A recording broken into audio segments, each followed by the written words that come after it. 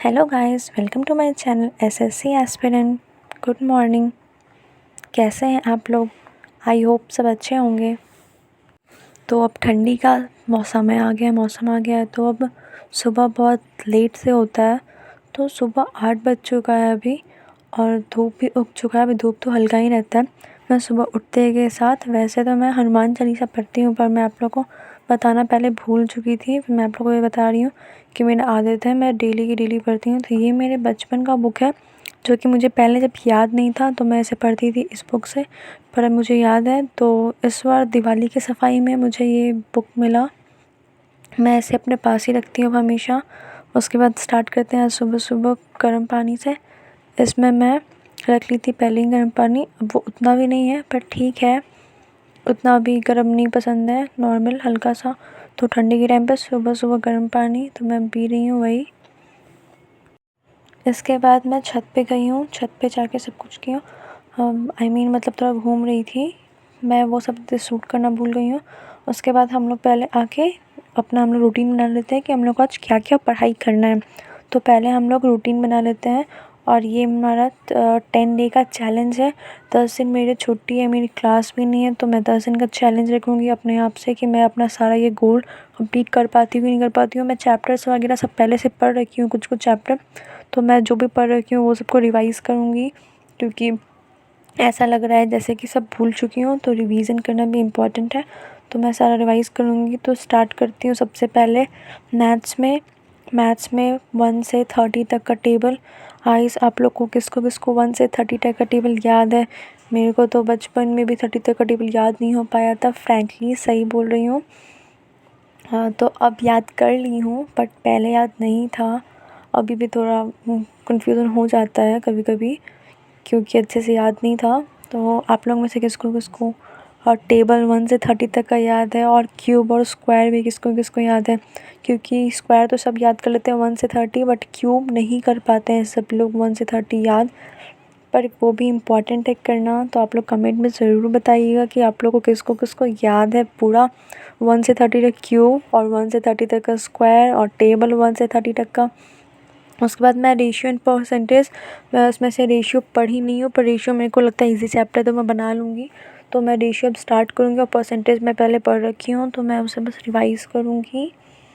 मैं ratio and proportion मैं सोची हूँ कि इस 10 के चैलेंज में पूरा कंप्लीट उसी को रिवाइज़ करना इतना अच्छे से कि उसके बाद हर एक क्वेश्चन कहीं का भी प्री हो या मेंस, हर एक लेवल का क्वेश्चन मैं बना लूँ आराम से।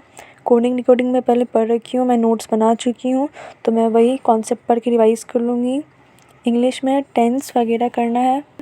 तो उसके बाद मेरा होता है ब्रेक टाइम। ब्रेक लेके मैं सब खाना पीना कर लेती हूँ, फिर मैं पहले इंग्लिश में टेंस से स्टार्ट करती हूँ।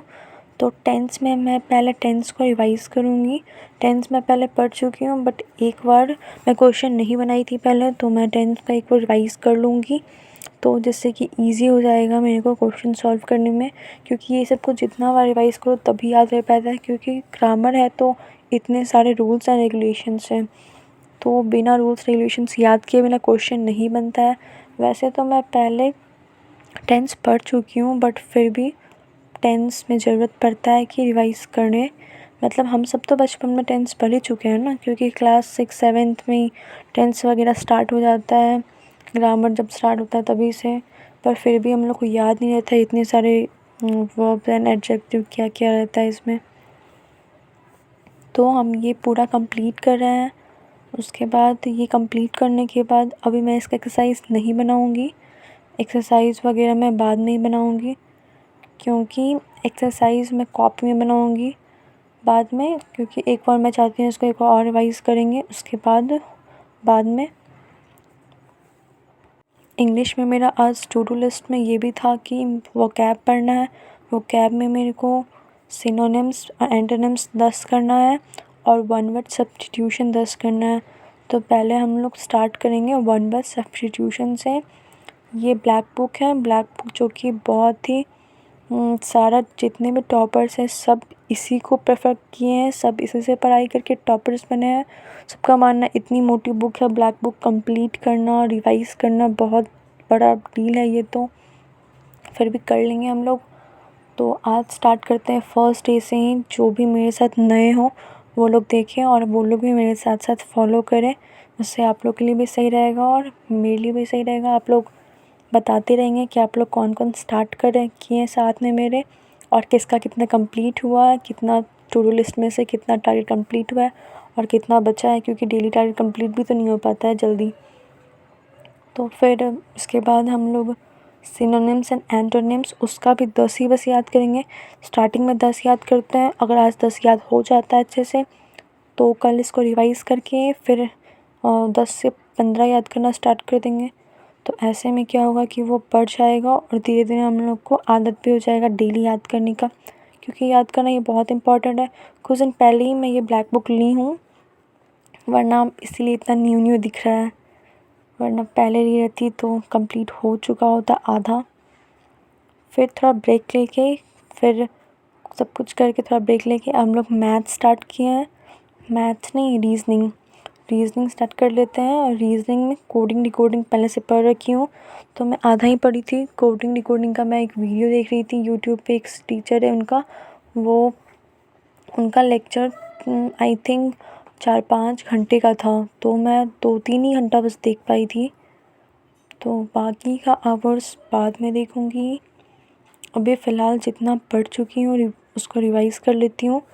फिर अभी 2-3 दिन में कोडिंग डिकोडिंग कंप्लीट कर दूँगी, तो अभी बस रिवाइज़ कर लेती हूँ। फिर बाद में मैं इसका बाकी का वीडियो देखूँगी, फिर उसके नोट्स बनाऊँगी, फिर आगे रिवाइज़ करूँगी, तब उसके बाद इसके क्वेश्चंस बनाऊँगी।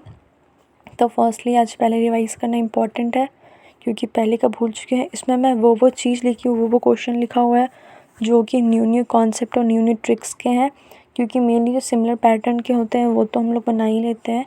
तो जो न्यू पैटर्न के हैं उसको बनाने में दिक्कत होती है, तो वो बना लेते हैं। फिर ये रीजनिंग कर लेते हैं, और रीजनिंग के बाद फिर हम लोग थोड़ा सा रेस्ट करेंगे, और रेस्ट करके अब हम लोग मैथ्स की तरफ जाते हैं। तो मैथ्स में परसेंटेज करूँगी। परसेंटेज का मैं जो रिवाइज़ कर लेती हूँ, जो पहले का है परसेंटेज मैथ्स में रिवाइज़ करने के बाद मैं पूरा नहीं रिवाइज़ करूँगी, क्योंकि मैं परसेंटेज और रेशियो प्रोपोर्शन दोनों चैप्टर्स लेके चल रही हूँ साथ में, और दोनों को मेरा टारगेट है 10 डेज़ में कंप्लीट करने का। चाहे वो उनके वीडियोस हो, क्वेश्चंस हो, प्रीवियस ईयर प्री के क्वेश्चन, मेंस के क्वेश्चन, सारे क्वेश्चन।